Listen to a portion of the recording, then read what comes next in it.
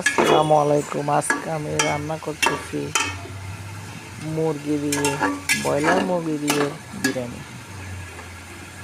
এখন তেলের মধ্যে মুরগির মাংস আর আলু ভালো করে একটু শক্ত করে নিচ্ছি, তারপরে একটু পরে দিয়ে দেবো।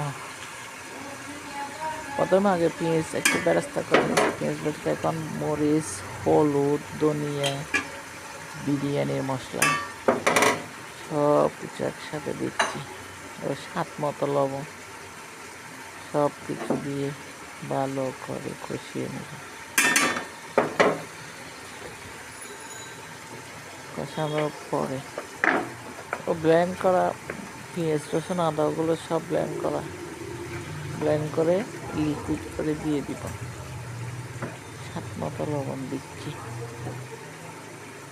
তারপর ভালো করে নেড়েছে একটু কষতে দিব।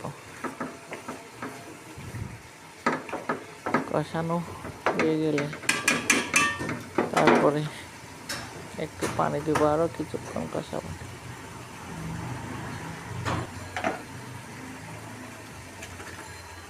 এখন দিয়ে দিচ্ছি ব্লেন্ড করা পেঁয়াজ, রসুন, আদা একসাথে, এগুলো দিয়ে ঢাকনা দিয়ে রাখবো।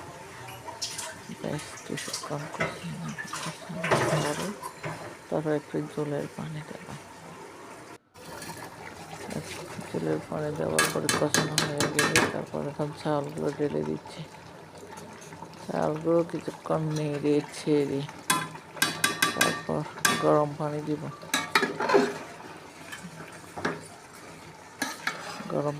তারপর ডেকে রান্না করব প্রায় 20-25 মিনিট।